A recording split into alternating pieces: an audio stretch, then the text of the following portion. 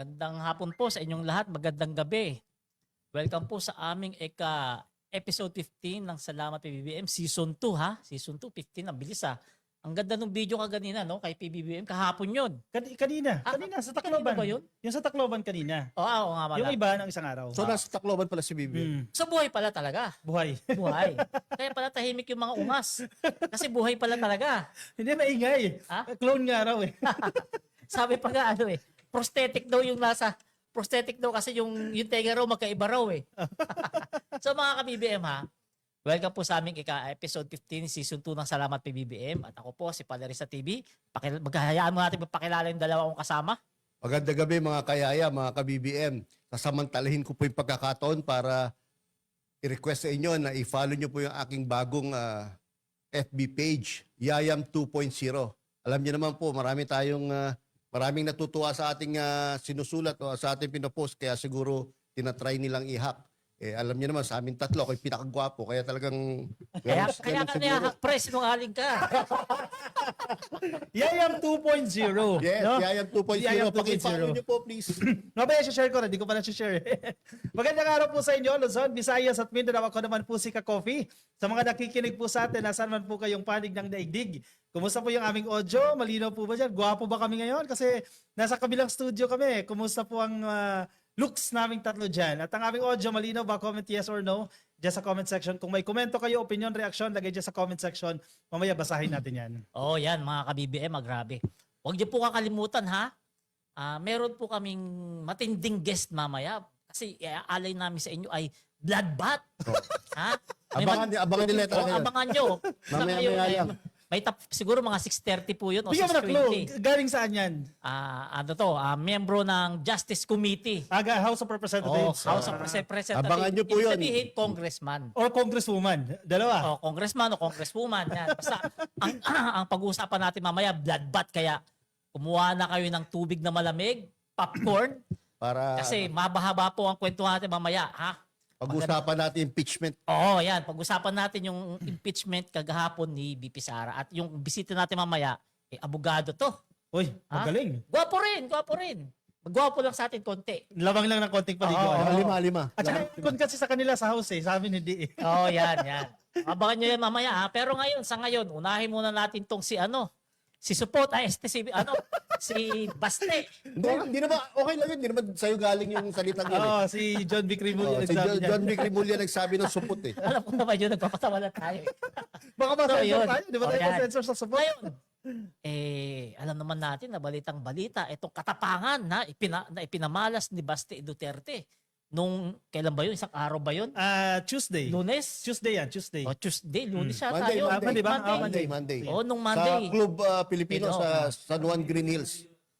Green Hills San Juan. Oh, yan. Kasi nagtipon-tipon yung mga bugok, ay yung mga PDP laban, nagtipon-tipon. Madalas ka magkakamali Kaya- Parang madalas yun kanina. Supot, kaya bugok. Yan. Huwag ganun.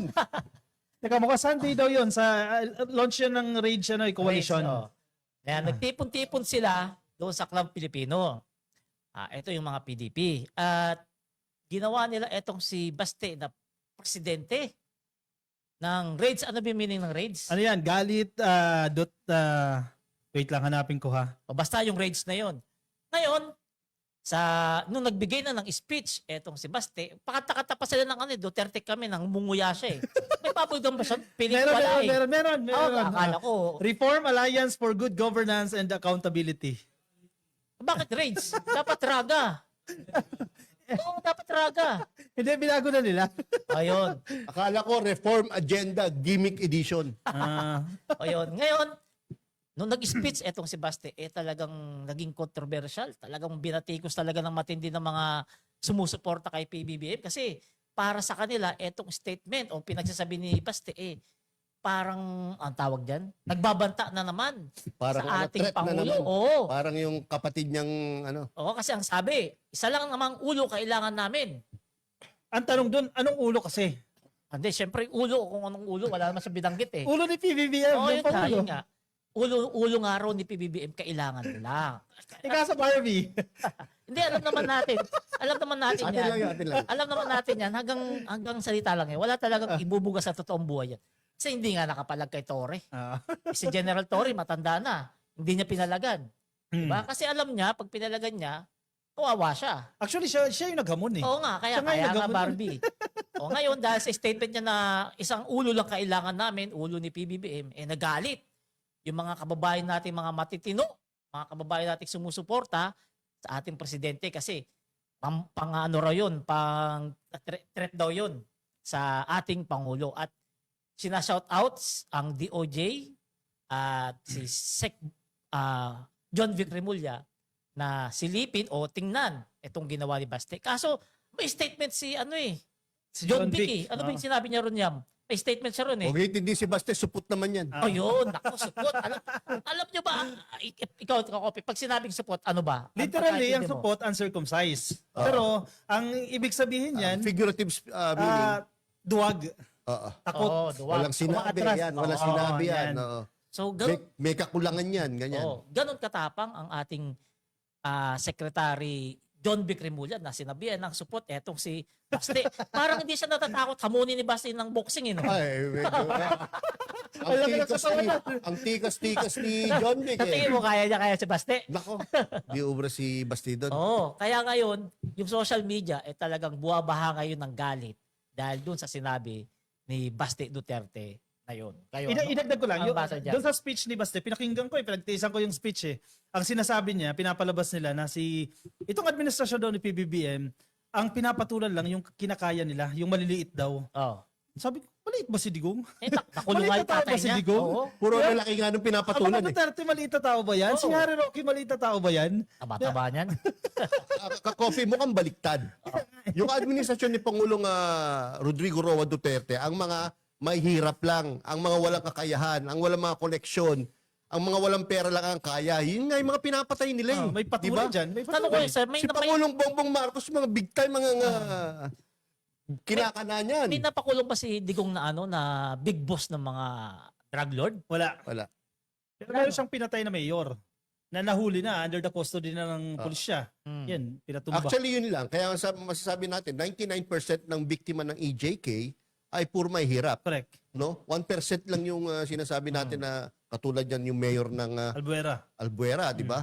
So, sa akin ang take ko dyan, alam mo, palerista, parang sinasabi ni Baste at ang kanyang kampo na ang kaaway namin si BBM lang. Mm. Kaya welcome kayo sa amin.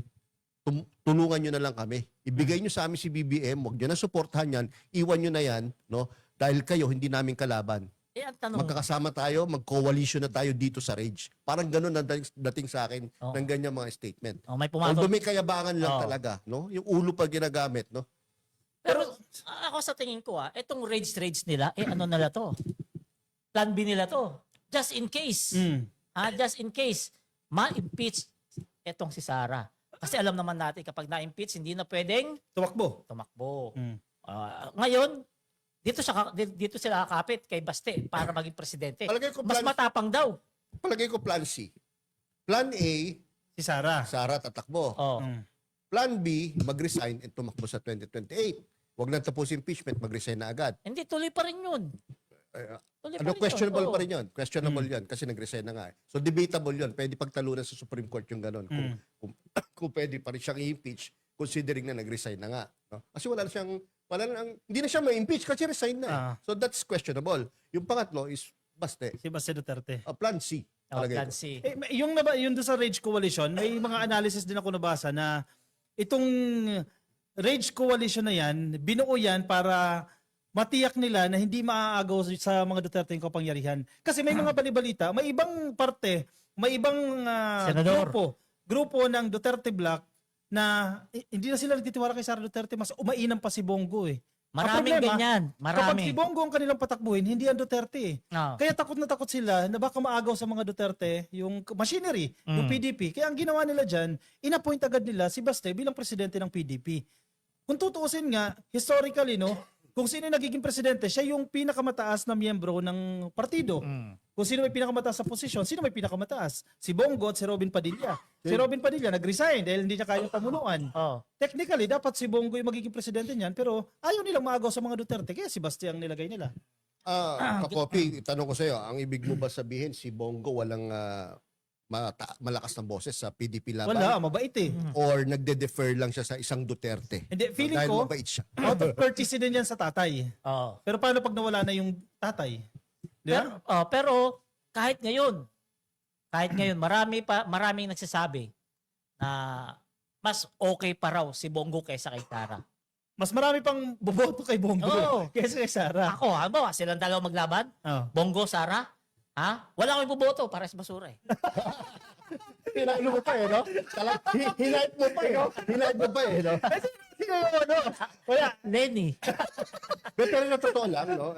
May punto rin si Kakopi, no? Kapag nag-ikot ka sa buong Pilipinas, makausap mo yung mga nasa LGUs, mga mayors, vice mayors, maraming panig kay Bongo eh. Kaysa kay Sara, no? Oo, totoo yan. Lalo mga mayor, No, mga kapitan. Alam mo kung bakit? Bakit? Magaling daw makipagkasunduan eh. Kasunduan. Oo. Sana makasundo natin siya. Hindi natin kasundo Hindi, yun eh. si Bongo kasi magaling siya sa ano eh. Diba, tinatawag nga siyang Epal King, di ba? Yung kahit na lugaw, pinapatulan niya. Alam naman natin, allergic sila sa lugaw nung kay Lenny. Oo. Pero ngayon, kahit lugaw, pinapatulan. Ay, yan na. Wala po. Putulin na kaya natin muna. Putulin na natin itong topic kasi dumating na yung natin, ha? Sige, natin. kasi dumating na po yung guest namin, kailangan kami mag-prepare, mag-transition. Panoorin muna natin itong editorial ni Sir Yayam. Pre-recorded po ito a few minutes bago po kami nagsimula habang inaayos po namin dahil nandito na po yung ating special guest. Ayan. Mapunta po tayo sa ating Yayam's editorial ngayong gabi. Ang titulo, Madriaga Explodes. Yung nangyari kahapon sa House Committee on Justice hearing, hindi lang basta nagbago ang tono. Parang may sumabog. Si Ramil Madriaga, hindi siya pumasok doon para makisabay sa usual script ng denial versus accusation. Biniwag niya mismo ang script. Hindi siya nagsalita ng puro general statements, numbers, timelines, assets, transactions, tapos isang linya na nagbago ng lahat. Verify me. Iprinisintan siya bilang alleged bagman na may koneksyon kina former President Rodrigo Duterte at Vice President Sara Duterte. Pero yung supplemental affidavit na inihain niya, hindi lang basta dagdag detalye, binago nito ang battlefield. Hindi na ito tungkol sa kung sino ang mas convincing magsalita. Ang tanong na ngayon, sino ang kayang pumasa sa verification? Sa ilalim ng panunumpa, sinabi niya na mahigit 1 billion daw ang dumaan sa mga account na konektado sa kanya. Malaki na yon. Pero ang mas nakakagulat, hindi lang yung halaga, kundi yung lakas ng loob na ilagay yon on record at sabihin, sige, i-check ninyo. Tapos dumating yung detalye na talagang mahirap i-downplay.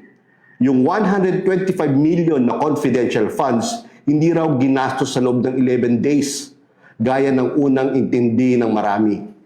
Ayon sa kanya, nailabas ito in less than 24 hours.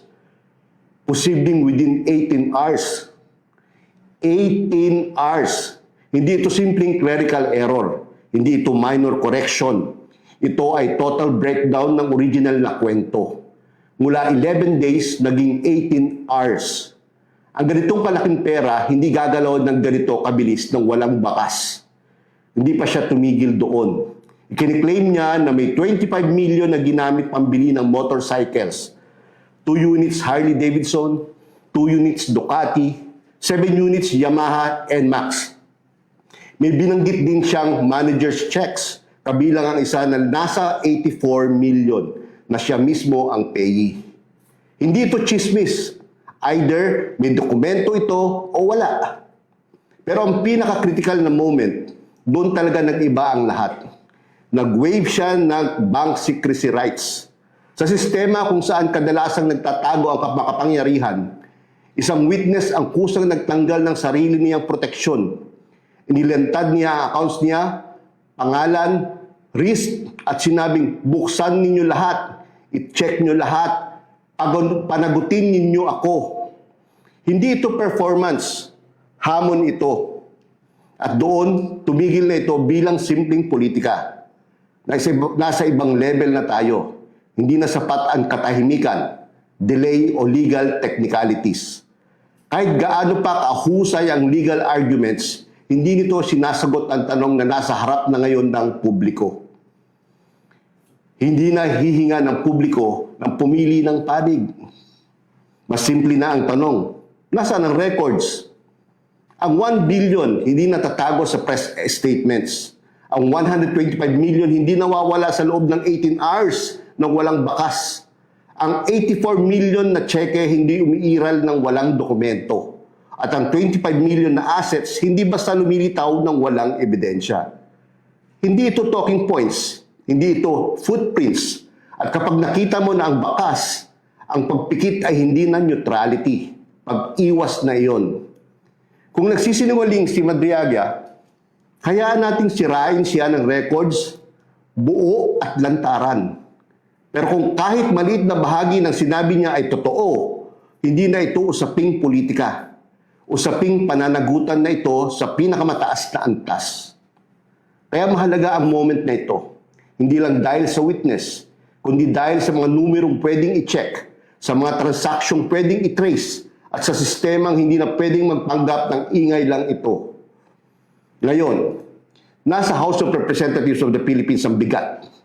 Susundan ba nila ang ebidensya saan man ito humantong o kukumpirmahin ang kinatatakutan ng marami na kapag mataas na ang pusta, nagiging optional ang accountability at wala ng safe middle ground.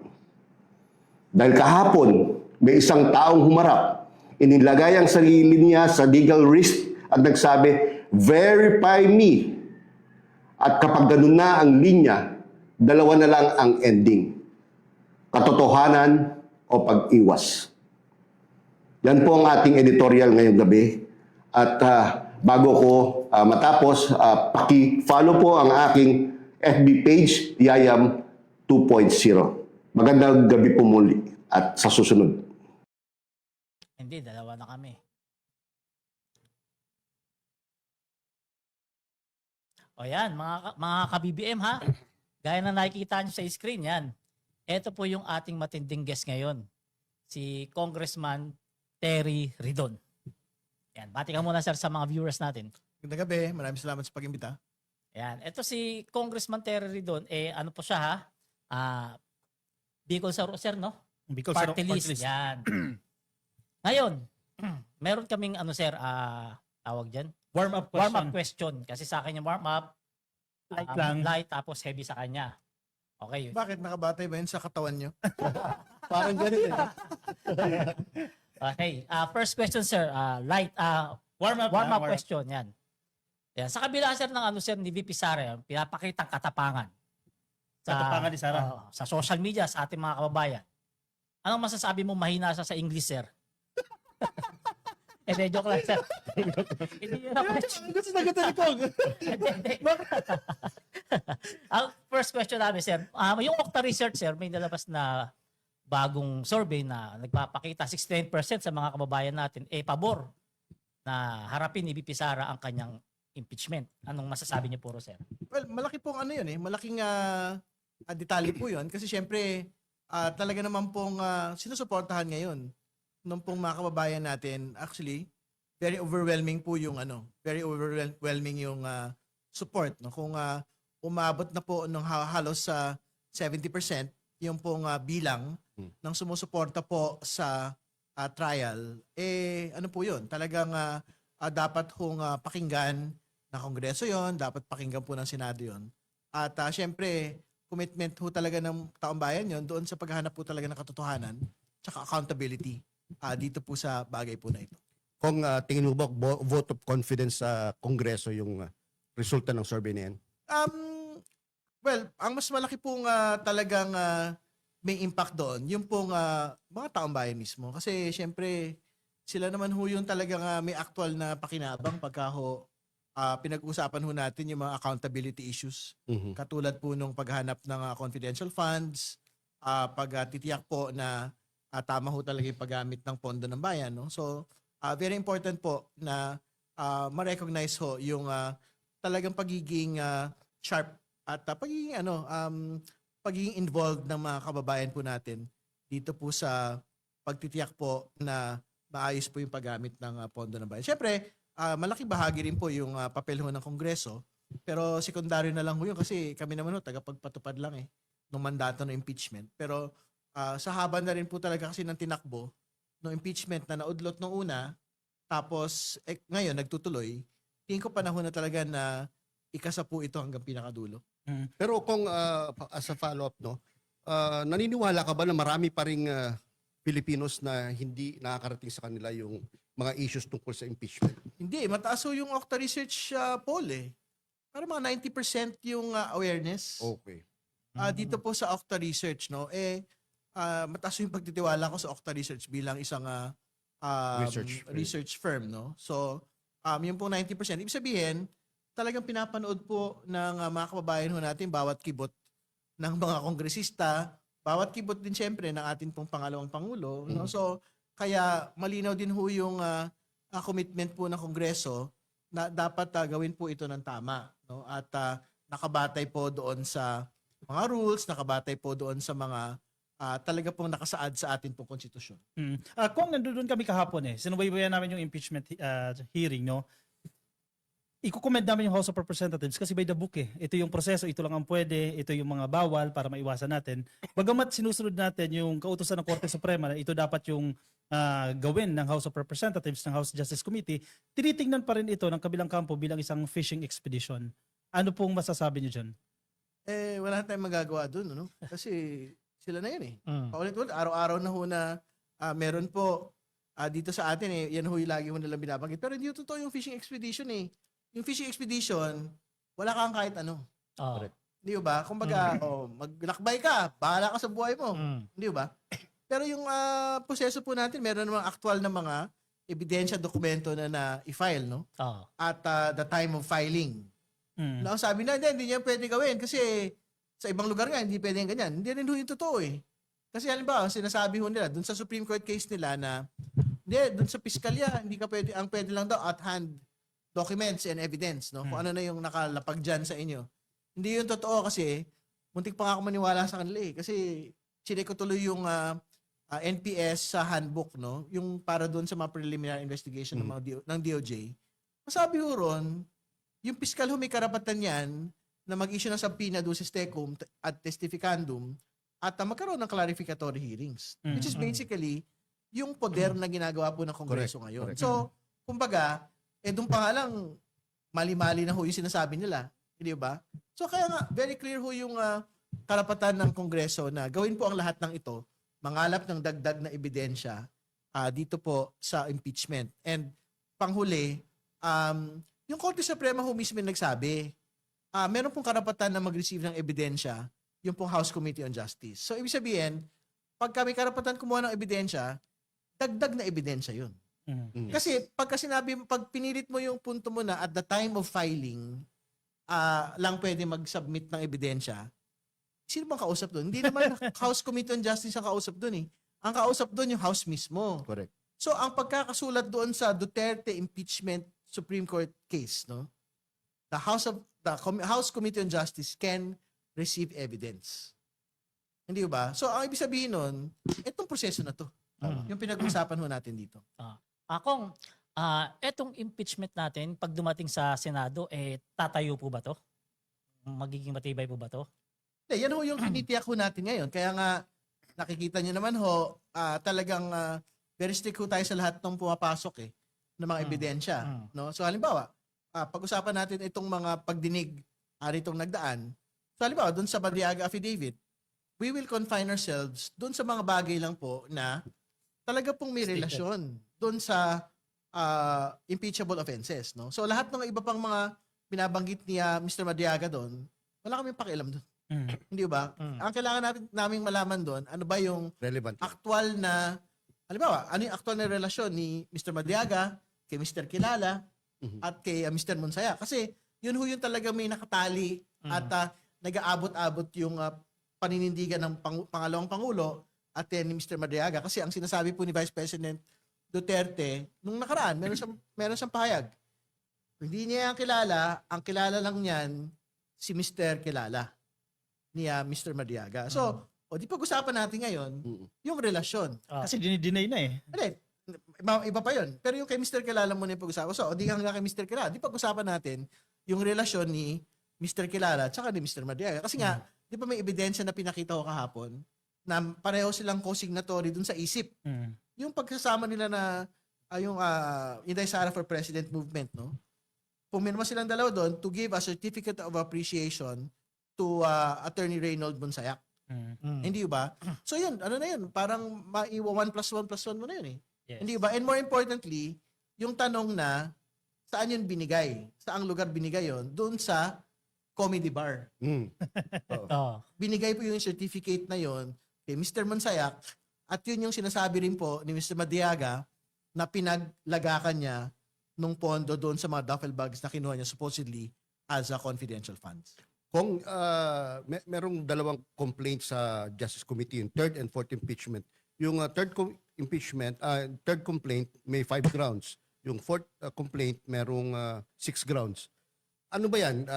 Pag dinala, assuming makakuha kayo ng mga ebidensya sa lahat ng yan, tama ba ako na each of these complaints can stand on its own? Na pwedeng maging ground talaga for impeachment? Na hindi kailangan patunayan lahat?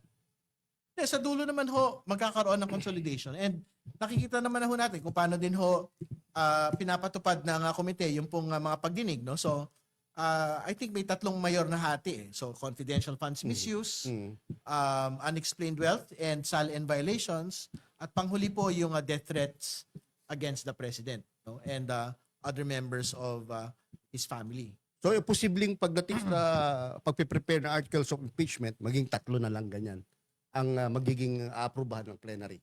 Yun ang pagdidesisyonan. Well, kailangan pagdesisyonan muna yan at the level ng committee. Okay. So pagka nagkaroon na po ng consolidated articles of impeachment.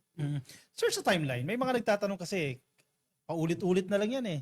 Ano ba yung dapat asahan ng publiko? Hanggang kailan isasagawa yung hearing ng Justice Committee? Kailan yan pag-uusapan sa plenaryo? At kailan aakyat yan ng Senado? Hopefully matapos ho yung mga pagdinig within April. No? So may 3 hearings ho tayo pinag-usapan. 2 na lang yung natitira. Pwede ho magbotohan by the end of, by pagbalik ho namin sa Kongreso na Mayo as at the level of the committee and pagbotohan na po sa plenaryo. So kung favorable po sa articles of impeachment, talagang tatawid po yung impeachment sa Senado. Kung hindi, di matatapos po yun. So mga Mayo. Mga Mayo, pagbalik ho ng Kongreso ulit sa sesyon. Ako, yung COA kasi, di ba may sinasabi na kailangan may ibalik si BP Sara 73.2 million, tama ba? Oo. Oh, ngayon, halimbawa, just in case maibalik ni BP Sara yun, ano yun? Hindi na ba kasama sa kaso ng impeachment yun? Hindi, kaso Sa pa rin COA yun. niya? Kaso pa rin yun. May Kasi, nilabot pa rin. kasi magkakaibang mga proceedings ho yun eh. So, halimbawa, yung audit, ibang ano yun. So, ibang proseso yun. So, ang proseso nun, ang penalty doon, magsoli ka ng pera. Mm. Pero kahit ba nagsoli ka ng pera, wala ka ng kaso, halimbawa sa ombudsman, meron pa rin. Kasi pwede ho maging malversation yun eh. So, ibig sabihin, hindi porke nagsoli ka ng 73 million, wala ka na iba pang mga kaso. So, kung halimbawa, ordinaryo ka lang na official, hindi ka impeachable official, so, ombudsman kayo magtutuos din. Di ba? Kasi nga, Okay. kahit magsoli ka ng pera, may kaso ka pa rin na malversation. So doon pa lang, sure ball na may impeach si Sara. For example, kung impeachable official ka, pwede hong tumakbo yung 3 proseso. COA, Ombudsman, tsaka Sa House. ito pong sa impeachment. No? Yung sa Ombudsman lang, hindi lang yan makakatakbo hanggat ng buong buo hanggat pangalawang Pangulo, impeachable official po, ang atin pong Vice President or kung sino mang impeachable official. Pero pwede hong magsimula ho yung proseso doon. Pero yung sa impeachment, yun din. No? So, ibig sabihin, kaya nga ang linilinaw natin, hindi porke nagsoli ka ng pera, hindi na pwedeng tumakbo yung impeachment. Kasi ibang bagay yun. Kung bukod sa 73 million na pinapasoli sa kanya, meron pa daw 325 million na sinabi yung COA. Ito bang parehong amounts na to? Ano to? Final decision na ng COA na dinideny yung apila ng Vice Presidente? Yung 73 po ay yung pong confidential funds ng 2022. Ito po yung dinesisyonan na po with finality ng Commission on Audit. Ibig sabihin, talagang may obligasyon na po ang pangalawang Pangulo na magsoli ho ng pera. Kumbaga personal na po yung pagkakatali sa kanya sa bagay na ito. Ibig sabihin, hindi niya na pwede sabihin na, OVP lang yan. Di ba? Ang pagkakatali ho sa kanila dyan, yung SDO, yung Special Disbursing Officer, at yung pong chief accountant at siya. Ang pinagsusoli po nung kaperahan po na yon, no? Although syempre, pwede po pa rin ho siyang magpunta sa Korte Suprema, pero hindi na ho ubra yung sinasabi nila na hindi, wala pa naman eh. Hindi ba? Kasi nga, may pagkakapinal na eh. Doon po sa level With po ng finality na. Commission on Audit proper, no? So hindi totoo yung sinasabi nila na hindi nyo pwedeng gamitin yung 73 million issue sa impeachment. Ang totoo po, pare-pareho lang may facts eh. Oo. Hindi ba? Ang facts ng misuse of confidential funds, hindi naman ho nagbago. Ginamit yan sa mga non-confidential expenses. Hindi ba yun yung una? Pangalawa, merong mga acknowledgement receipts na ang sabi ng NBI, parang isang tao lang, ilang mga tao lang ho yung pumirma. Pito lang. Hindi ba? So, yun, seryosong mga usapin yun eh. These are facts, no? So, ibig sabihin, mag-iiba lang ho doon sa treatment and consequences ng magkakaibang mga opisina. So, ibig sabihin, kung COA, iba ho yung treatment at consequences doon, magsasoli ng pera. Kung ombudsman, criminal na kaso yon o administratibong kaso. Sa Kongreso at Senado, impeachment, pagkakatanggal sa pwesto. So, ano ho yun? Kumbaga, Independent of each other. walang entirely independent, separate with different consequences. Correct. Nung 2025 impeachment, sir, matibay na eh, tatayo na eh. Plus, dumagdag ngayon si Madriaga. Anong factor o gaano kabigat si Madriaga sa eksena? Well, may tulong naman siya, syempre, doon sa pagkaka-hobby, no? Nito pong confidential funds misuse. Kasi ang binabanggit nga natin, ang sinasabi niya, kasama daw siya supposedly doon sa receipt nung duffel bags na may gamit daw po confidential funds at yung delivery daw po ng mga duffel bags na meron pong confidential funds sa tatlo pong mga alokasyon. Pero again, kahit magdebate ho tayo doon sa credible ba o hindi si Madriaga, kasi syempre, we have to admit na marami din ho talaga siyang ibang mga binabanggit doon sa kanya pong affidavit. Sige na, tanggalin na natin sa Madriaga sa equation. Tatayo ho ba yung confidential funds misuse? Tingin ko ho. Kasi yung mga detalye ho na binabanggit ho ng COA doon, tingin ko betrayal of public trust pa rin ho yun. Correct. Correct. Pasok na pasok pa rin. Kumbaga, dagdag kulay na lang si Madriaga. Hindi sa kayo sinasabi lang ng NBI po na mga Ilang tao lang. vouchers, no, receipt ng vouchers na ilang tao lang palang pumipirma doon, one and the same person. Tapos yung pagsabi ng tauhan ni BP Sara o opisina niya na binigay nila yung pera sa AFP generals and colonels, no? Tapos sinabi ng mga general na to na wala sila natanggap talaga. These are enough evidences, no, sir? Oh, tama. Kasi ito po ay mga documented, corroborative. Ibig sabihin, may mga marami pang ibang mga makakapagbigay patunay. Pwede mong ibangga sa ibang mga Pwedeng statement. ibangga sa mga salita at sa mga dokumento. Di ba? So yun ang dapat ka-BBM, yun ang dapat maintindihan, no? Kahit wala pa yung testimony ni Ramil Madriaga, yung ibang mga ebidensya, ibang testimonies, ibang documents can stand on their own, Okay. no? Kaya nang parang gustong sabihin ni Congressman Terry Kung Redon. sa next hearing, haharap si Senator Antonio Trillanes, ano nga asahan ng taong bayan doon sa susunod na hearing? Yung susunod pong hearing, mas mabigat ho yun eh. Oo. Kasi yung pong confidential funds, tama yung binanggit niya na narinig niya na yun dati, di ba? Pero gusto ko lang din linawin na hindi naman porque narinig dati, hindi na dapat pag-usapan. Kasi nga, naudlot yun dati. Correct. No, ito na ho yung pagtutuloy ngayon. Kaya hindi rin ho masyadong mahaba yung panahon na ginugulo ho natin dito. Ang gusto lang ho natin ipakita sa bayan yung pinaka-bago at pinaka-compelling po ng mga ebidensya. So, halimbawa, hindi na ho natin sinalang ulit yung mga taga-DepEd. Hindi ba dati? Yes. Doon sa good government, pinakita pa yung mga Oo, envelope. Hindi ba? Nakita na ho natin yun eh. Kumbaga, kaya in-adapt na lang po ng committee po yung findings at recording transcript nung pong nagdaang pong proceedings po natin. Pero, yun po, mas magbigat ho yung unexplained wealth kasi mga dokumento yung pinag-usapan Correct. din eh. So, ibabangga ho natin ngayon yung SALN ng atin pong pangalawang Pangulo mula 2007 hanggang 2024. So, in 2024 ay 88 million. Yung po nga kanya po nga net worth doon. So, makikita ho natin yan mula doon sa BIR documents, yung tax documents, ITR, at yung pong mga bank records. Kasi sinampinan na ho yung mga transaction reports, no? Ng atin pong pangalawang Pangulo at ng kanya pong asawa. No? So, pag nakita ho doon halimbawa na parang malayo sa 88 million yung una yung income, yung pera ho na dapat nagbabayad ng buwis po ang mag-asawang Duterte Carpio. edi may problema no na tayo doon. Ibig sabihin, underreported yung pong kanilang salin. Di ba? Pagka halimbawa, nakita ho natin na yung pong mga bank records sila, malaki ho yung laman, na higit pa doon sa net worth po nila, o di ibang ano ho yun, ibang bagay pa yun. Kaya nag-request agad ng TRO si Man Scarpio eh. Natatakot siya, mabulgar yan. Malaking bagay yung kung dahil merong presidente, no, yung time ni Chief Justice Corona, na-impeach siya ng dahil lang sa salin, kung di ako nagkakamali, di ba po? So, dapat dito, importanteng bagay din yun na malaman natin kung totoong nagre-report ng tamang assets or net worth si BP Sara. No? Oh, so ang mga kailangan ho nga, syempre, pagpasyahan dyan, ano ho ba yung parang allowable deviation? Hindi ba? So alam mo, 88 million. Tatanggipin ba natin halimbawa na yung 10% deviation? Baka Yeah. naman pwede na natin pagbigyan. Plus or minus 10%. Or like 20%. O di, pwede natin pagbigyan. Pero iba yung 50% deviation or 100% deviation from the net worth.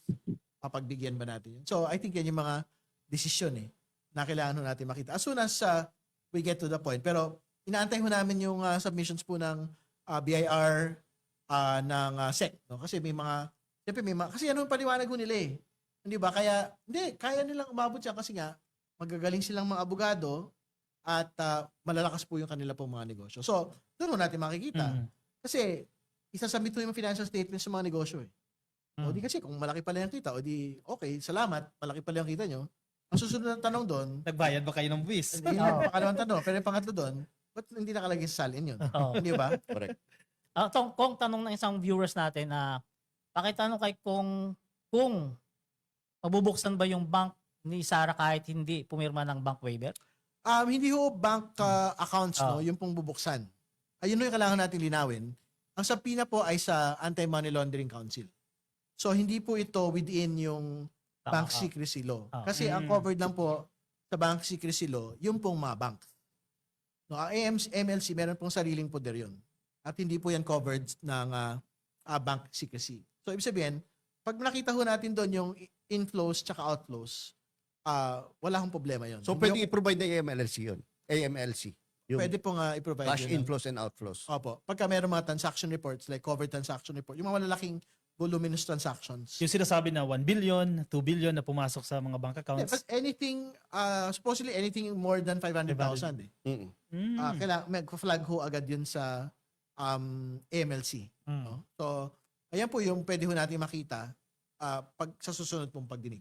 Kung kaya ba nasampuin na si former Senator Sonny Trillanes, related din ba dyan sa issue na yan?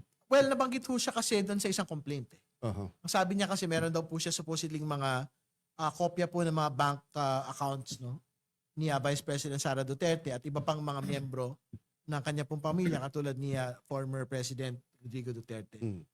So, we will see what he has no and anyway pupunta naman ni AMLAC, pwede hong ibangga kung totoo rin ba yung sinasabi niya na mga kaperahan at mga actual na existence po ng bank accounts no ni Vice President Sara Duterte. Kung si Deputy Ombudsman na Karandang na tinanggal ng panahon ni Pangulong Duterte, kung di ako nagkakamali, involved din niya sa issue na yan, no? Iniimbitahan ba siya ng HR? Tignan ho natin kung ano ho yung maidadagdag pa ho niya doon po sa body of evidence na gusto ho natin makita. Kasi unfortunately, ang alam ko, hindi ko alam kasi kung meron silang mga dokumento doon sa 2022 to date. Di ba? Kasi ito yung panahon na pangalawang pangulo ang atin pong Vice President. Ang alam ko meron lang sila yung previous to 2022. Kaya nga ang sinasabi natin, okay yan as to provide context. Pero ang mahalaga ho talaga syempre yung before and up until today. Ang makakapagbigay po niyan yung pong AMLC. Okay. Yes. Kung last question, kung base sa mga comment ng mga viewers natin, sabi nila, good job daw yung ginagawa nyong hearing sa kamera. Mensahe niyo po sa mga viewers natin, Kong. Well, alam po ninyo, mahalaga po yung papel ng mga kababayan ho natin no, dito po sa impeachment proceeding. Kasi wag ho natin iasa sa mga politiko lang. Yes. Ito pong bagay na ito. Kasi syempre, sa dulot-dulo naman ho, usapin ho talaga ito ng pondo ng bayan. So dapat kasali ho tayo. So panoorin lang ho natin. Ibig sabihin, kung saan man ho sila nakatindig, kung para sa pangalawang pangulo man sila o laban sa pangalang Pangulo ho sila sa usapin po na ito, dapat makilahok po sila dito sa kabuuan po ng proseso na ito. Kailan next hearing, sir? Next week, sa Wednesday po. 22. Tama. Wednesday. So, medyo marami tayong kapang sa 22. Si Madriaga po, inaasahan natin na-attend. Kung kailangan pa po siyang pabalikin, pwede po siyang pabalikin ulit. No? Pero kailangan pa po kasi mag-coordinate with the court. Eh. So, halimbawa, kahapon, kaya ho siya inuna dahil merong time limit si Mr. Madriaga, 8 to 5 lang siya. So, kailangan matapos na ho lahat ng kailangan niya hong pwedeng sabihin pa doon po sa pagdinig kahapon.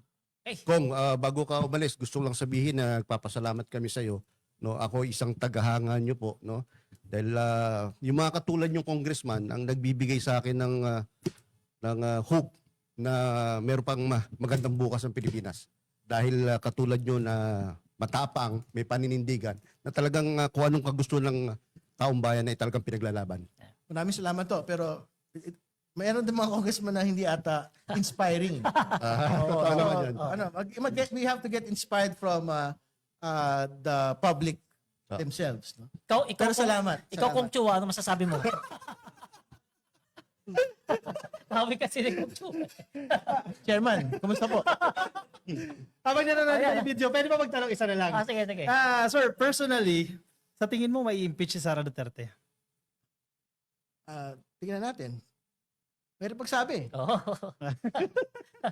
Abangan nyo na lang ang susunod Oo. na kabanata siguro. Abangan natin. By May, matatransmit na raw. Di ba, may bagay Sana, survey, sana. 69% sinusuporta ng Oo. taong bayan. Oo naman. Malaking bagay yan. Okay, salamat. Sige. Maraming Maraming salamat.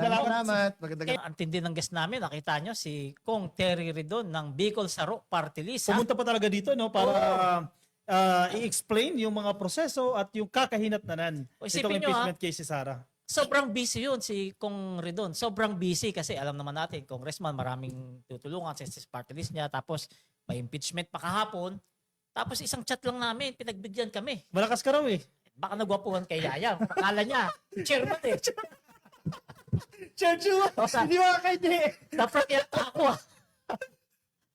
Ayun, pag-usapan natin mga ka-BBM yung yung mga sinabi ni Kong Terry Ridon. Ikaw ka copy. Ang take ko dun sa sa sinasabi ni Kong Terry doon. Number one yung timeline. Very important sa akin yung timeline eh. Kasi marami talaga naiinip na. Ano ba talaga mangyayari dyan? Paulit-ulit na yan. By May, expect po natin, pag nag-resume na po ang session sa Senado at sa House of Representatives, pagbubutuhan na po yan sa plenaryo at Oo. aakit na ng Senado. At uusad na po yung hearing na yan. 100% sure tayo dyan. Aakit yan ng Hindi Senado. na ba mapo-forfeit yan? Sana Oh. mas mabilis, 'di ba? Sana forthwith na aksyonan niya ng Senado. So, 'yun ang aasahan natin kahit papaano, no. And second point, without Ramil Madriaga, tatayo yung impeachment case ni Sara Duterte. Kumbaga additional lang itong si Ramil Madriaga. Anyway, noong 2025 complaint, matibay na yung mga grounds yung mga articles of impeachment plus Ramil Madriaga, kaya tataob talaga si Sara diyan. Oo. Actually, tama ka dyan ka, Coffee. Yung testimony ni Ramil Madriaga, no, yun yung magko-corroborate sa mga transaksyon na pinaghihinalaan na nangyari. Kumbaga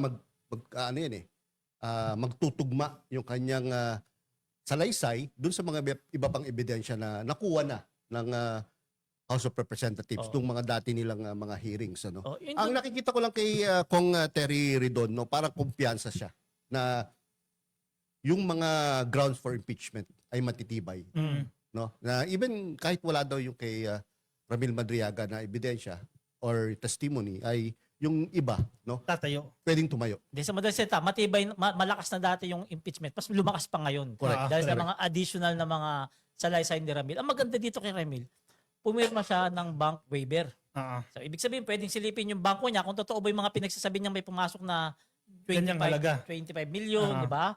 Na basta mga sinasabi niyang figure doon, mabiverify doon sa Ano bangko. din eh.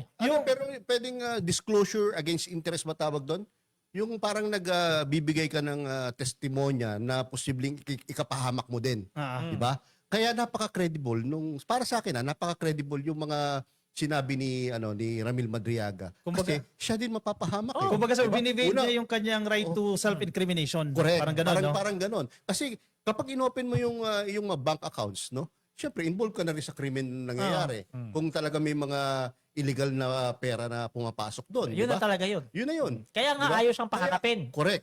Kaya doon pumapasok yung idea na kaya siguro sa dami-dami na naninira kay VP Sara Duterte, sa dami na nagmumura sa kanya at sinasabihan siya ng masasamang salita at akusasyon, bakit kay Ramil Madriaga lang siya nag-file ng criminal So, case or oo, cyber? perjury. No? Because, no, ini-intimidate nila si Ramil Madriaga, ayaw nilang matuloy ang kanyang testimonya dahil kapag natuloy ang kanyang testimonya, talagang pasabog against the family. Oh, ay nakita naman natin kahapon. Halos lahat ng pamilya damay mula kay Baliw, kay Bading, ay kay ano tawag doon?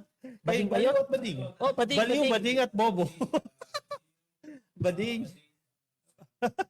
So, pwede natin sila, eto, pang-release to, bansagan po natin sila CB1, CB2, at CB3. Build. Ah, Baliw, Bading, At bobo. Bobo. Pero paborito daw yung bobo. Paborito. Paborito yung Bobo. Ang sakla ka. Hindi, i-clarify ko lang din. Maganda rin na pinoint out ni Kong Terry doon yung usapin ng bank details, no? Kasi ako din, ang alam ko rin, ang sinusupinan nila yung bank records kung saan makikita mo gaano kalaki yung pera na doon, Yun ang ano yung alam mga ko transactions. Ang pinunto po, just to clarify, no, para sa hindi rin naintindihan po ito, yung AMLAC po, yung AMLC lang po, yung kanilang sinusupina doon na didetect. Kasi pag may pumasok po na more than 500,000, yun yung 500,000 threshold or more. pataas, medyo questionable na yan. Kumbaga, naka-record na yan sa AMLC. So, yun po yung tinitingnan nila.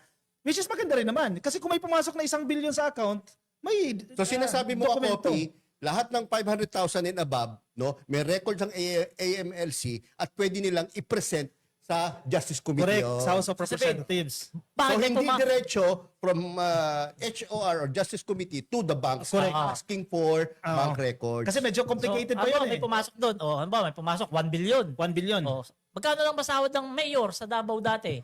I assume mga 30 plus Bakit may 1 thousand. billion, di ba? Hindi naman. Mga Malaki na yun. Mga 100,000 na. Oo. More or less. Hindi, walang 100. Depende. Pag city, Hindi, meron. about that time, kung 2007 o 2000 ano, mga ganyan lang yan. O pero Less siguro than hindi 50. naman kaya mag-transact na 1 billion yan sa bangko. Pero maingat din siya, no? Kasi inaano niya, dapat, parang sinasabi niya, dapat yung mga transaction lang from 2022 to present. Hindi yung bago siya maging vice No, kasi ang president. pinag-uusapan doon yung misuse of confidential funds. Oo. Magaling nga sila eh. Ang House Justice Committee, in fairness Nakikita by nila the lahat rules yan by the no? book eh. Oo. Gaya ng testamento ni Ramil Madriaga, kapag irrelevant yun doon sa issue, huwag na natin pansinin Kung hindi ako yan. nagkakamali, ni-raise siya ni Congressman Rufus Rodriguez eh. Maganda rin yung pagkakabalat niya eh. Kung baga walang jurisdiction, kung ang pinag-uusapan ay bago siya maging vice president. Oo. Parang Oo doon naman nag-iingat. talaga. Sa sinabi ni Congressman Terry Ridon, parang yun ang pinag-iingatan nila. Kasi ano yung sensor na-open sa House of Representatives. Noon kasi, mga previous hearings, kahit mga irrelevant na, halimbawa kay Laila de Lima, paano niya tawagin si Jonel? Di ba? Irrelevant na yung sa issue eh. Irrelevant Correct. sa pinag-uusapan. I-access na natin. Yung sayang lang din yung oras. Correct. Mm-mm. Eh, sino bang presidente nun? Si Digong. Oh, di ba? Walang rules nun eh. Walang rules. Walang rules. And maganda rin yung Ay, cases. yun ang irony nun. Nung panahon nila, wala silang sinusunod na rules. Ngayon, May rules. Puro rules ang gusto nila. Oo. At meron lang konting masilip, no? Tungkol sa di umano, violation ng rules, takbo agad sa Supreme Court. Oh. And yung pinaka-main purpose ng hearing ay clarificatory. Maganda rin yun na kumbaga preamble ni Kung Terry doon yan, ang purpose nito ay clarificatory ito at meron siya pinaghuhugutan. Nag-review muna eh, no? Hindi pwede sabihin, fishing expedition yan, hindi pwede eh. Meron kaming batayan. Hindi, May syempre, pagbabasihan abogado kami. yun eh. Bago pa dati niya tanong, alam niya na yung sagot dun. Oh, pero ito lang sana maganda. Hilingin sana ha, ng taong bayan dito kay BP Sara na pumirma rin ng bank waiver para sulit-sulitin na. Hindi Diba? nga eh. Hindi, kaya nga halimbawa nga eh. Di ba, mauntog eh. Di ba? Nag-TRO na agad sa regional trial. Ulitin natin sa sinasabi natin dito sa Salamat PBBM podcast, no? Matagal na natin sinasabi last year pa. Kapag no, lumabas talaga yung daan-daang milyong pera, no, ng mag-amang Duterte sa bangko, no, mapatunayan na talagang merong ganung mga transaksyon, cash in at cash flows na daan-daang milyon. Tapos ang boxing. Hindi, sasabihin din this, gawa-gawa nyo lang yan. Oh, hindi mo na pwedeng sabihin gawa-gawa dahil Anti-Money Laundering Council records ng Ano yung papatunay sasabihin? niyan. nagja-jogging nga si BBM, sasabihin, clone eh. Sa bagay, sa bagay. Yung ano nga, no? Kapupuya-puyan. yung live stream niya, live stream sa Bataan, no? Sa Mount Sama, no? Nung araw ng kagitigan. Ano sabi? Ano sabi? 2025 daw yun. Tangangali! Takangani. Ay, hindi tayo Live stream. Comment. Marami nagtatampo. Maraming magtatampo. Si Charming Rosal, Ang dami. gaya ng sabi ni Kayayam, may magandang bukas ang Full screen on Pilipinas. Basta ang mga tapat na politician, mga taong bayan at ang matapat na presidente ay magkakaisa laban sa katiwalian. ng Alam mo, buhay Sarah. ng bansa Pilipinas, sa buhay ang Pilipino. Tama si Charming Rosal. Ano po? Tama kayo. Tama kayo. Dapat kasi, Ginagaya mo si Sarah. Ang lakihan nyo layo kasi. kaya. Ang layo. Lakihan nyo kaya. Ito. Ayan, ayan.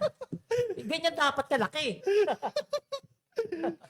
O yan, si MJ Sales, ang laking pera ng nakulimbat, ang grabe, nila at nagpakasasa sila sa perang di naman sa sarili nilang pinagpaguran, sarap ng buhay. Samantalang daming mga mahihirap na mamayan. Correct. Totoo yan. Ito, basahin ko yung naligaw. Ito, si Renato Malyari. Mga kabibem, kayo na bahala dito. Mga bayaran! Tapos tawa pa, tawa. Tapos may ganun Tapos meron pa, palirista, Mr. Tampering. Pare, ano to? O, paano mo to? Paano mo to? Ano pangalan niya? Pangalan niya? Renato Malyari.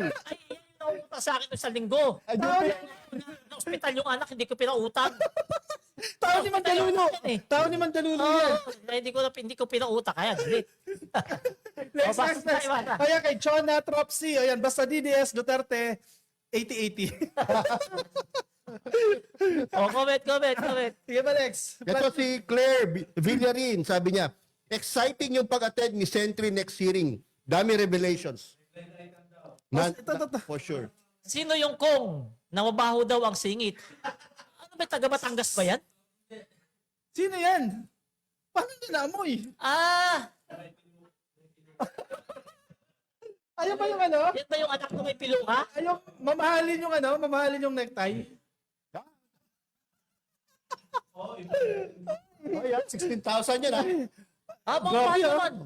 Yung jor na yun? Eh sabi niya nga, murang-mura nga daw yung ano niya. Wow. Yung kanyang necktie. Kahit anong mahal ng necktie mo, hindi nagbabago yung tsura. No? Ito si Carlo Borromeo. Tapos wala pala sa record ng PSA sina Mary Grace Piatos. Correct. Wala Oo. po talaga yan. At yung iba pang recipients. Oo. Iba pang recipients, no? In fairness, maganda yung ginawa ng NBI, no? Oo. Grabe, no? Yung comparative. Paano kaya Nakita ron yung ano? Hindi kasi totoo yun. Sa NBI, maraming expert dyan. Katulad nung handwriting expert, meron sila dyan. Kaya malalaman talaga nila. Kabisado nila eh. Kung Yung merong, form? Grabe. Oo. Kasi maraming mga fraudulent transactions or Mga cheque, no? contracts, no? Ah. So talaga may NBI experts na tumitingin ng mga ganyan. Na-detect nila sa napakaraming mga transaction receipts na yan, mga 7 lang yung pumirma. Oo. Kasi yung strokes pare-parehas, Oo, yung form pare-pareho. pare-parehas, signed by the same person. Samantalang daan-daan mga kababayan, yung vouchers, daan-daan ang tumanggap ng pera pero yung pala ilang tao lang pumipirma sa Grabe. voucher. Ang ano ng... So yan pa lang. No, kalokohan na yan. Pandarambong na po yan. So dapat maintindihan ng taong bayan. Pero malaking factor yung hearing kahapon kasi may mga nakausap tayo, no? Sabi niya, yung kapitbahay nila, dating DDS, pero after watching the hearing, kahit papaano nagbago eh. Oo. Di ba? Galit na kay Sarah. Doon lang sa kapitbahay namin eh. Kwento mo yan. Na hindi ako pinapansin eh kasi nasasaktan sa mga vlog ko eh. Oh. Pinansin na ako kaganina umaga. Ano sabi? Umutang na sa kilong bigas. DDS tayo. Kapal talaga ng mukha. Magkano yung presyo ng bigas? O, basta ito. Ito yung ano ba yung job? Si Tina. Si Tina. Sinamantala nila ang panahon ng pandemic habang ang taong bayan ay naghihirap.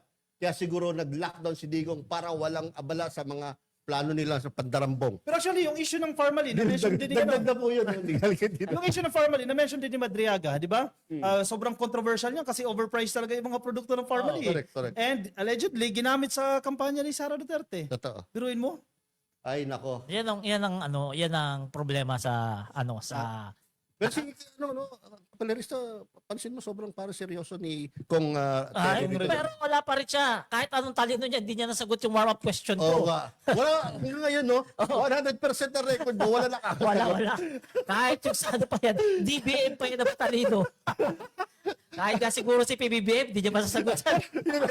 Tatawa ka sa taga-DBM, Secretary Orly, Labot nga eh. Rolly Toledo. Napagano sa'yo. Nagulat ako sa mga kasya mo, hindi ko in-expect yun eh. No, Greg, Anilom, no, excited na kami sa pag-attend ni Sentry, Senator Trillanes sa committee. Yay!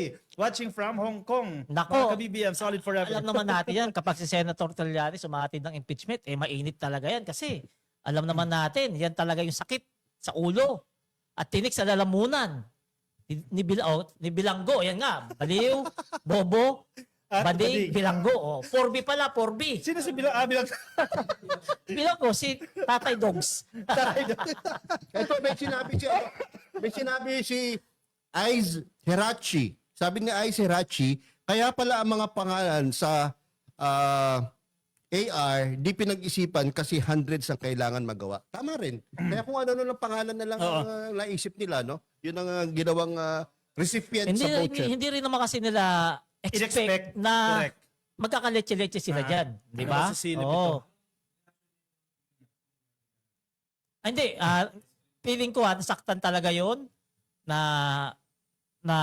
tawag, naging fresh sa kanya yung feeling niya na traitor siya. Napagtaksilan siya. Oo, no? kasi binigay niya yung buong katapatan niya ron at kinampihan lang yung balyena.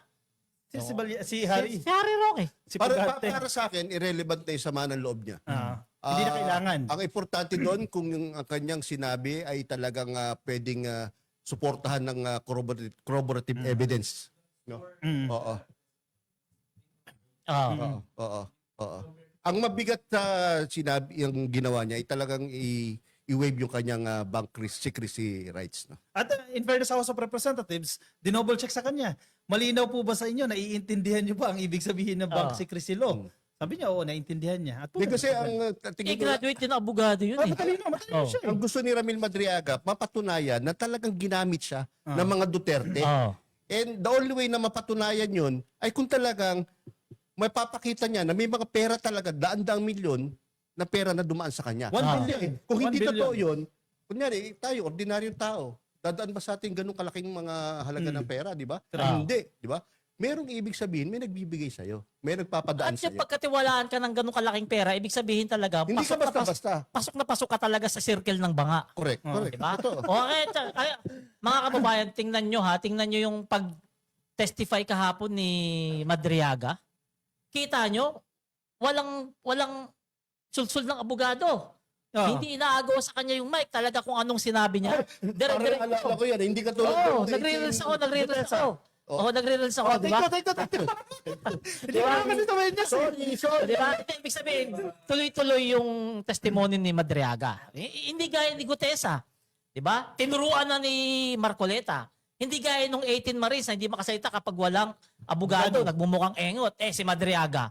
Di ba? Hindi man lang binubulungan ng abogado. Hindi man lang nagtatanong sa abogado kasi nga, totoo ang sinabi at hindi scripted na gaya nung sa 18 Maris, pati kay Gutesa, nagkaletse-letse. Kaya nawawala na ngayon. At saka yun doon sa duffel bag. Oo. Di ba?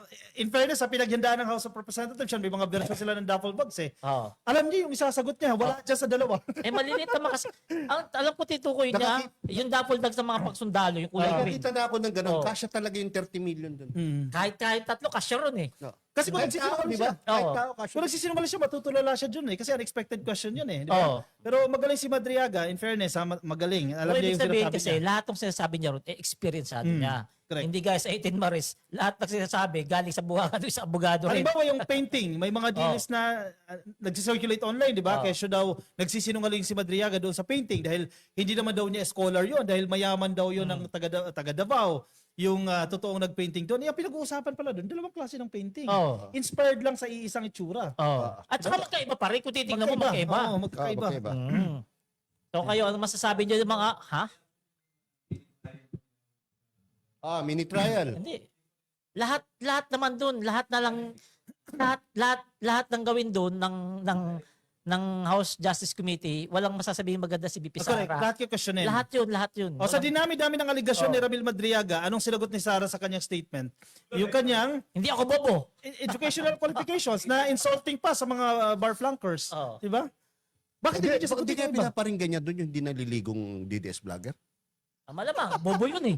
Bobo yun. Si Joey. Letter J, bobo Ay, yun. friend niya eh. Si Joey nga. Hindi ko basta. pangit naman best friend. Ang mga best friend ko, ito dalawa. Ay, Oh, yan. gwapo. May pangit ba akong best friend? Hindi naliligo yun. Wala.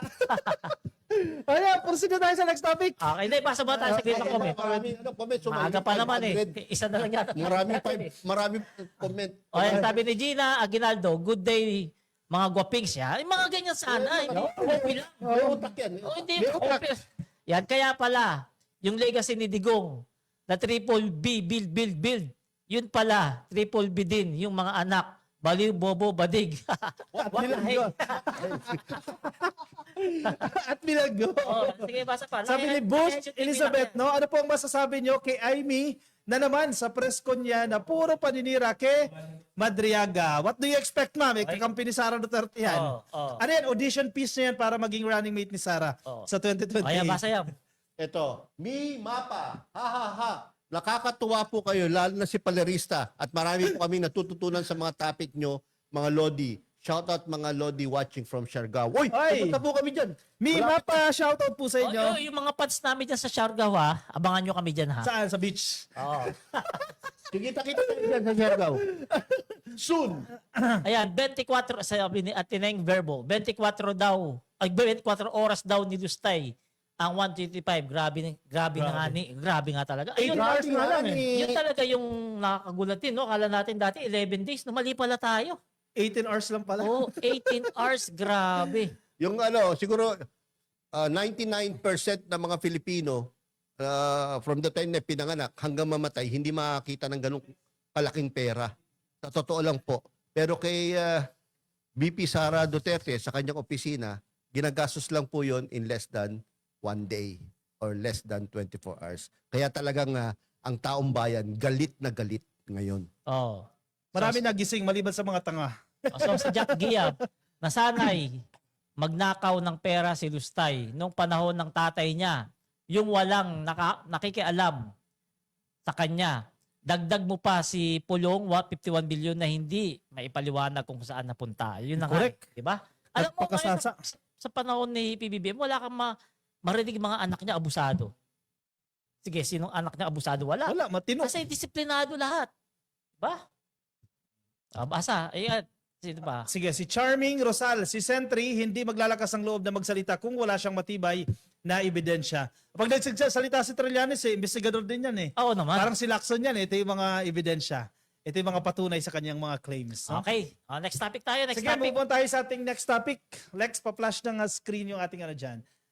Bullet points. Mark, bullet points. Pag-usapan natin itong mga aksyon po ng gobyerno para tugunan po itong pagtaas ng presyo ng langis, mga crudo, petroleum products dahil po sa kaguluhan dyan sa Middle East. Nang isang araw lang, itong 14, kahapon, nagkaroon ng major rollback po sa diesel, mahigit 20 pesos po yan, ganoon din po sa gasolina at sa kerosene. At kung inyong matatandaan po, tinanggal na po yung excise tax sa kerosene products at sa LPG ng ating presidente. Yung sinasabi niyong walang ginagawang aksyon ng gobyerno, malinaw na malinaw po, meron. Anong take nyo dyan sa... doon muna tayo sa rollback bago natin pag-usapan yung excise tax. Welcome development yan, no? Dahil kahit magkano pa yan, no? 10 pesos, 15 pesos, 20 pesos, malaking bagay yan, lalo na doon sa mga naghahanap buhay na gumagamit ng diesel, no? At gasolina sa kanilang paghahanap buhay. At sa akin, siguro, yung dating 5,000 pag full tank, mababawasan na siguro kahit Ano paano. na? 4,900. Oh, 4,000 na boss. Hindi. Di ba malaking bagay yun? 20 Oo. pesos times 50 times... Ilang litro? Ilang litro ba, sir? Ang 1,000 na matitipid ko. Kasi mga 50 liters to 60 liters. 50 liters. Diba? So magkano naman per liter ngayon? 1,000 titipid mo? Hindi, Oh. magkano na per liter ngayon yung diesel? More or less 120. Oh. 120. Oh, Kasi mahal parang na. pumasok na Papalo na siya ng 140, 147, ganyan. Oo. Iba-iba eh. So malaking tulong pala talaga. Malaking Lalo na sa mga tsuper. Mm. Kasi yung mga private, may mga pera naman yan kahit pa paano eh. Kasi yan nga, nakapag-full tank pa eh. Yung mga tsuper na talagang araw-araw katrabaho, malaking bagay sa kanila etong rollback na to. Kasi syempre, ano yun? Yung uplift yan ba yung... Oo, tama. Para yan sa mga chuper. So, ito, basta ito. Ang 10 pesos per liter fuel subsidy program para sa mga PUB ay bahagi ng uplift o unified package for livelihoods and industry and food and transport. Yan po. So, ibig sabihin, mas bumaba ng diesel o gasolina ngayong by Tuesday. Ah. Ano itong Next nakaraan Tuesday, pala? kahapon, kahapon. No, meron pa silang subsidy na 10 Subsidy. pesos Oo. per liter. No? Ay, malaking bagay yan. Malaking Halimbawa, bagay. kung ikaw jeepney paano driver. lumalabas na 30. ano na yan? 30 pesos na agad. Oo. Oo. Halimbawa, ikaw jeepney driver, kahit sabihin mo lang sa gasoline boy, mag-a-avail ka nito. Oo. Kasi may limit yan eh. Kasi baka samantalahin yung iba. Halimbawa, ikaw jeepney driver, sige magpagasolina ka full tank ko, 20 liters agad yan. Mamaya babalik ka, hinigop lang, 20 liters agad, tapos papagamit mo sa iba. May limit yan. May may cut-off yan eh. sistema. Every May Sunday sistema. yung cut-off niyan. And ang maximum po dyan ay 150 liters po. 150 liters kada isang PUV. Ah. So hindi Sa mo loob pwedeng, ng- sa loob ng isang linggo. Which is madami. malaking bagay din. Kasi Ah. kung 10 pesos yan, that's 1,500 pesos, matitipid ng jeepney driver. Malaking bagay yun. Oh, ang ganda. Pasok po yan doon sa uplift program. Talagang ang pamahalaan ni Pangulong Bongbong Marcos ginagawa ang lahat, no, para maibsan ang paghihirap o itong gastos ng ating mga jeepney drivers, tricycle drivers, no. Mm. Ano Napakalaking ito bagay. pag-usapan din yung VAT sir na mention mo kanina. Oh, yung VAT. Itong style na to, targeted response, no? Oo. Apektado tayong lahat, pero mas apektado yung mga driver, higit silang apektado. Kung aalisin mo yung VAT, yung mga hindi naman apektado na mayayaman, naabswelto sila, di ba? Masakatipid sila, which is hindi dapat. Kasi paano tayo magge-generate ng revenue kung aalisin mo yung VAT? Oh, yan ba yung sinasabi ni Congressman Leandro Lebiste na Correct. gusto niyang tanggalin ng VAT, no, sa lahat ng produkto at serbisyo? Oh. Anong mangyayari sa atin kapag wala tayong VAT? Hindi, maraming mga serbisyo ng gobyerno ang umaasa dyan sa VAT. Correct. Mm. Kasi Oo, majority oo. source, Kasi majority. isipin mo, kapag nabawasan ang budget, mababawasan ang serbisyo. Ganun talaga. Oh, hindi lang 'yun, masama. Wala tayong choice kundi mangutang na mangutang. Kasi definitely kailangan mong tustusan ang mga serbisyo, yung mga ginagastos sa serbisyo ng pamahalaan. Kung wala ka makukuha government revenues tulad ng nanggagaling sa VAT, anong mangyayari sa mga serbisyong to? Either itigil mo or mangutang ka para magpatuloy. Correct. And hindi tungkulin ng presidente yan, hindi trabaho ng presidente yan, natanggalin ang VAT, trabaho yan ng Kongreso. Kaya yung iba, yung kumakahol ngayon, huwag kayong kumahol sa presidente. Diba? Ito yung pinag-iinitan yung Pangulo sa Si ES. ES Ralph Yan ba Recto. yung gustong mag-governor sa Batangas? Parang. Oh. Kaya pala ngayon pa lang parang meron Parang ng demolition job. favorite niya si Recto eh, no? Yan ba si Leandro Libiste? Sabi.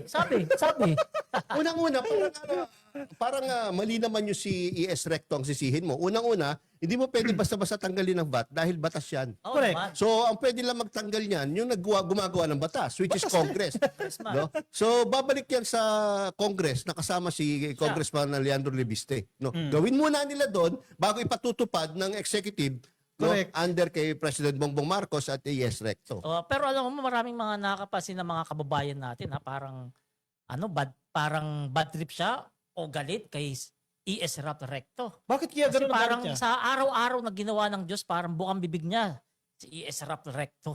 Bakit kaya ganun? Siguro nga gusto mag-governor. Hindi natin alam, di ba? Pero ang may narinig ako dyan kay Leandro Libiste, ano daw yan eh? Pero- Narinig ko rin yan. Wala daw utang na loob yan. Sabi. Kasi Sabi. marami daw tumulong dyan. Yung negosyo niyang yung solar panels na yan, Oh. hindi naman agad-agad aangat yan eh. Oh. Lalo na ikaw, bata, baguhan ka, di ba? Sa industriya, hindi yan aangat kung hindi ka tinulungan ng maraming tao. Tapos yung mga tumulong sa kanya ngayon, kinakagat niya na, tinutuklaw niya na. Ungrateful, ingrata, di ba? Tama. Narinig niyo ba yun? Narinig ko na rin yun.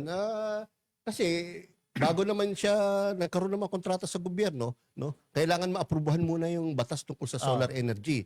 At yan ang nagawa ng nakarang administrasyon para kay Kong Leandro Lebiste. At yan din ang dahilan kung bakit siya naging bilyonaryo. Ang masaklap, hindi tinupad yung commitment. Di ba? Binigyan ka ng prangkisa, hindi mo ginawa yung trabaho mo. Supposedly, kung nabigay yung prangkisa sa ibang tao, baka hindi tayo ngayon naghihirap. Kakopy ang Oo. sama na epekto nun. Oo. No? Imbis na merong nakatanggap na ibang prangkisa o ibang korporasyon, no, na nag-i-implement ng solar energy sa Pilipinas, na ibigay lahat halos kay Kong Leandro Lebiste. Ang problema, hindi niya naman na-implement yung kanyang mga proyekto sa solar energy. No? So, kumbaga tayo ay lumabas na tayo naapektuhan ngayon dahil patuloy ang pagbabayad natin ng mataas na halaga ng enerhiya. No? Imbis na solar energy na ang ginagamit natin. Alam mo, maingay to si Libiste, no?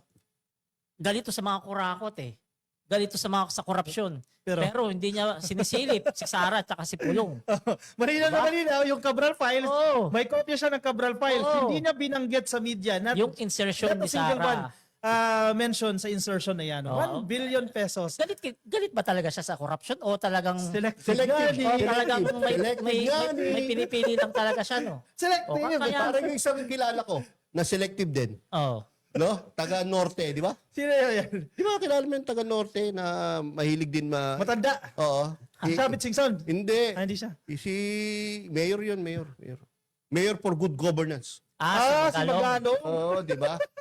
Ang daming nakikita, nakarating na sa Visayas, Mindanao, sa ibang parte ng Luzon, pero yung sa Yung kapitbahay niya, hindi makita yung ginawa doon, ano? Yung rock netting, no? Oo, no? Anyway, sige, last na to ha. Yung net service contracting, isa din po ito sa mga programa na ipinapatupad po ng administrasyon para po sa mga PUV drivers. Maganda po ito ha, kumbaga babayaran po kayo ng gobyerno sa kada kilometro na tatakbuhin po ng inyong sasakyan. Grabe. Mga chuper yan, mga chuper. Chuper, mga Madali chuper sa yan. patong-patong na yun, Ah. Anong patong-patong? 20, Kasi merong 20 may discount. flip, may 10 pesos. Ibig sabihin maraming ano marami na. ng programa para Oo. sa kanila para maibsan talaga. Isa-isahin natin. Discount sa langis. 10 pesos. 10 pesos. Sunod. Net service contracting. Oh. Just sa net Hindi service yung rollback pa. rollback. Oh, benepisyo yun. Oo, di ba? Sige. Kung patong-patong na sunod. tulong, no? Oo. Yung net service contracting naman, yung kada kilometro na tinakbo ng jeep mo, babayaran yun ng gobyerno. Pero ang condition dyan, huwag ka magtaas ng pasahe. Kung halimbawa, 12 yung minimum mo dyan sa jeep, huwag mo nang gawing 14 yan. Kumbaga kami na ang sasagot, ang gobyerno na ang sasagot. Magaling, maganda. Oh, hindi lahat tayo magsasuffer, di ba? Oo. Kasi bibigyan ng gobyerno. Magkano yan? Magkakaiba po yan, no? Sa mga bus po, 100 pesos po per kilometer. Yung mga bus operator po natin, financial support po ito para sa bawat bus unit, ha? Yung mga makikinabang din po sa busway program, yung 50 operators at 500 bus units na magsisilbi po ng 300,000 po na pasahero kada araw. Para po sa ibang ruta, may 40 pesos po per kilometer para sa mga modern jeep at UV Express. Kung tumakbo ka ng isang araw ng 10 kilometers, for instance, no, 400 pesos yan. Malaking bagay po yan. Malaking tulong, no? At 30 pesos naman po per kilometer para po sa jeep ito, no? Next.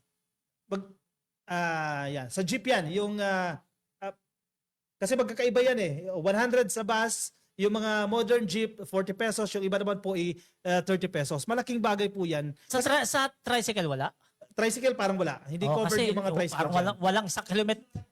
Sagutin Ayun, traditional jeep, tama. 30% Na copy, traditional sagutin jeep. natin tinatanong ng mga kababayan, bakit hindi ginagawa ng gobyerno na itaas na lang, aprubahan na lang yung pagtaas ng halaga ng pamasahe? Bakit ganyan pang ginagawa? Kasi mas lalong maraming magsasuffer, 'di ba?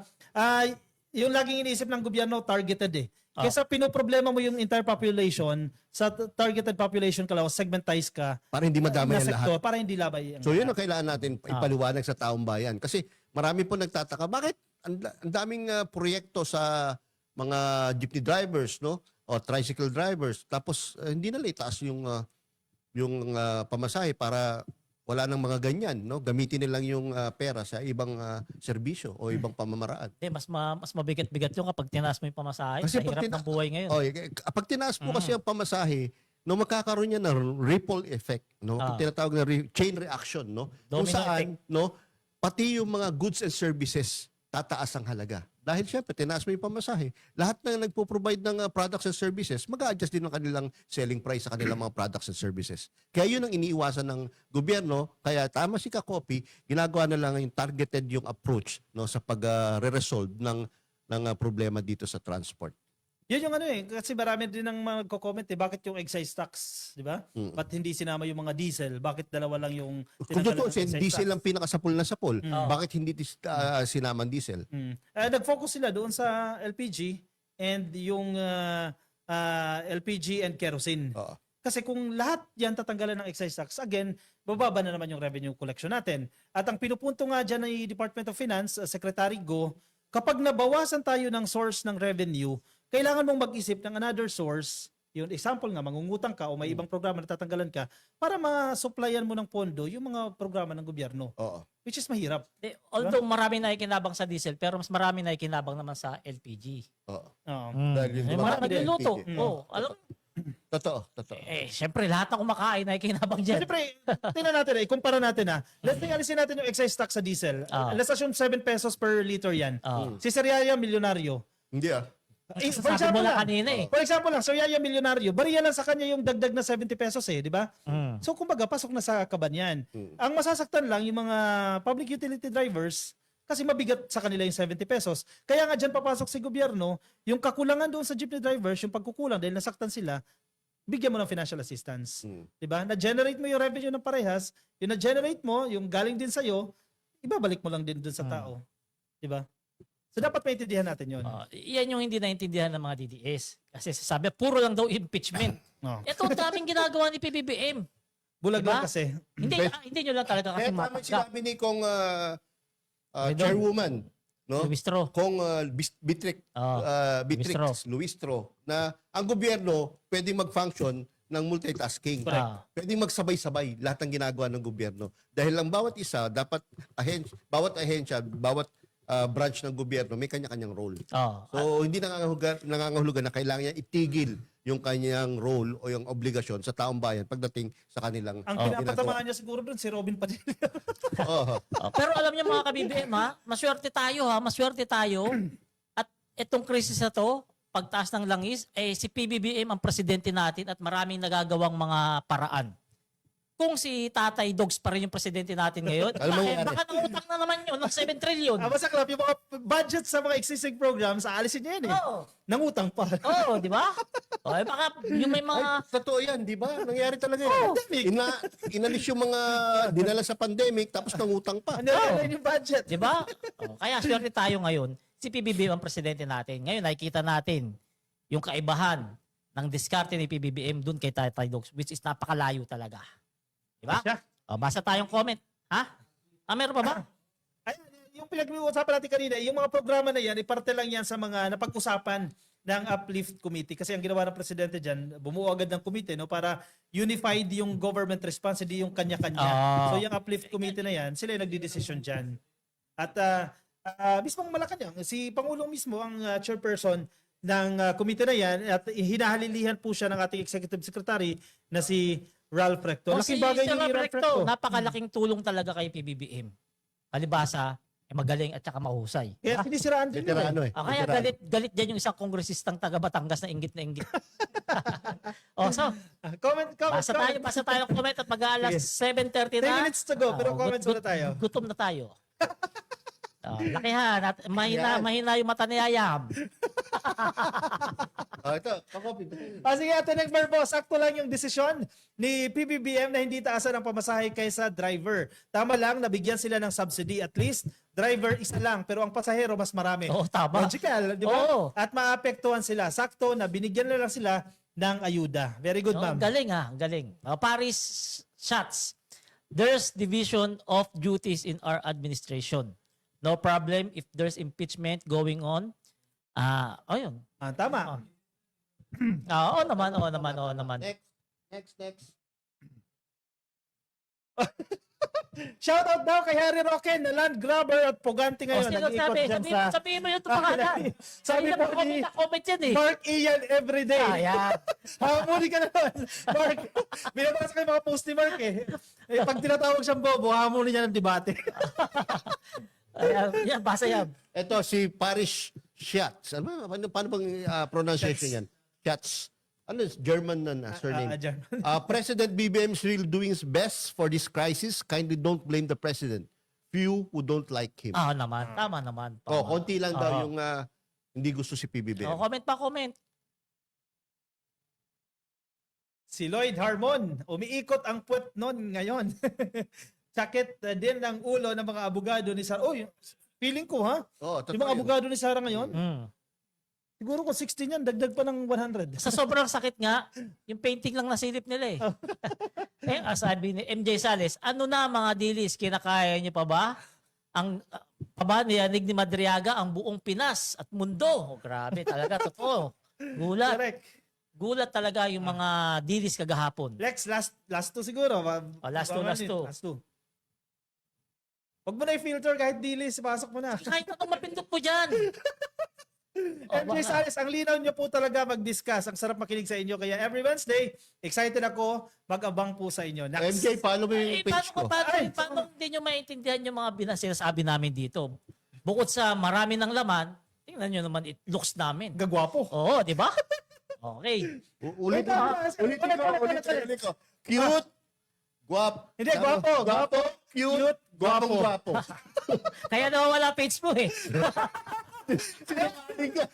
Ayan. Sige. Hawak mo yung cellphone nyo. Hawak niyo yung cellphone nyo, ha. Punta po kayo sa Facebook. Si I-search Yayam nyo. na pasalipin mo dyan. Si Yayam na. I-search nyo yung Yayam 2.0. O yan. Ayan, sabay tayo. Ngayon na. Yayam Yayam 2.0. 2.0. Yayam. Search nyo. Ah, Click nyo kasi yung follow. kailangan natin palakasin yung page ni Yayam. Kasi sayang yung naunang page Kasi gusto niya. po tayong patahimikin eh. Oh, alam mo, yung page ni Yayam, nahak. Gumawa siya na panibago, nahak pa rin. Ngayon pa nga ito, nagsimula siya. Nakakapagsalita pa ng gwapong-gwapo. Sinungaling pa. Ayun, mga kababayan, i-search nyo na and i-follow Yayam 2.0. Yan. Yan. Sabay-sabay tayo, ha. Ah. Ay, ipakita nyo rin sa screen, Yayam 2.0, ha. Bibigyan ko ng premyo. Yung Ayan. magpapalo. Ayan, Lahat sir. yan, magpapalo. 381 ngayon. 381. O, so, kailangan pa abutin natin ng 400 man lang bago tayo... Ilan nakikinig sa atin, no? May nakikinig sa atin ng 130. Kung lahat yan mag-follow, 381, no? Ay, Tingnan natin. Pa-shoutout lang. Ito kay mga kaibigan ko sa Masbate. Nasa Masbate ngayon. Kay Fiscal Eduardo and Mrs. Legaspi. No? Kamusta po kayo dyan? No? Kasama nyo dyan yung mga taga-Maynila kaibigan natin. Si Jenna, si Lucci, si Paulo, at yung fiancé ni Paulo, si Queenie Legaspi. Ano Queen? Queen pala. Queen Legaspi. At yung pare ko yun, kababata, ang best friend ko, si Bimboy. Shoutout sa inyo lahat. Paalala ko lang yung reunion namin sa May 23, Pamatasan ng Makati, dyan gaganapin sa UMAC. Yan. Sa mga nakakapanood ng vlog natin na to ngayon, podcast, yan, sa mga batch 1996. Shoutout ko rin yung kamag-anak ko. Lagi nakikinig sa akin dyan sa Leyte. Si Klenya at si Kuya Joel nakikinig sa atin. Si Tatay Lino nakikinig din. Sa lahat po ng nakikinig sa podcast namin, maraming salamat po. Ayan, mga ka-BBM, gustuin man namin gawing alas 9, ayaw na ng mga crew rito, uwing-uwi na, ha? Kaya Gutom nga, eh. panahon na, oras na para magpaalam at magkikita tayo sa susunod uli na Miyerkules para pag-usapan ang mga maraming proyekto at mga nagagawa ni Pangulong Bongbong Marcos at ng kanyang gobyerno. Ako po muli, si Palerista TV. Mga kayayam, huwag niyo pong kalimutan ang aming weekly podcast every Wednesday, 6 to 7:30 p.m. At i-follow niyo po lahat ng aming pages kung hindi pa kayo naka-follow. At yung sa akin po, yung bago, paki-follow po, Yayam 2.0. Magandang gabi po sa inyo lahat. Yes sir, may 7 na nag-follow. Kaya nga. So madadagdagan pa po yan, Yayam 2.0. Ako naman po si Coffee. Maraming salamat po sa sumama sa amin po. No? Pasalamatan din natin yung kasama natin ngayon. Si 31 Million Movement at si Mark Ian Everyday of course. Ngayong araw po dahil may special guest kami, nagpunta kami sa Bagong Pilipinas Studios. Maraming salamat po sa magandang facilities. Nakita ko yung mga tao rito, lalo pumupogi, no? No, nawala lang tayo, nagsipogian yung mga tao rito eh. Hindi sila na-stress eh. Oo, at saka si Ma'am Jillian. Talagang maganda syempre. Ayan. Di na po natin mapatagalin. Maraming salamat at magandang gabi po sa inyong lahat. See you on next Wednesday. Bye!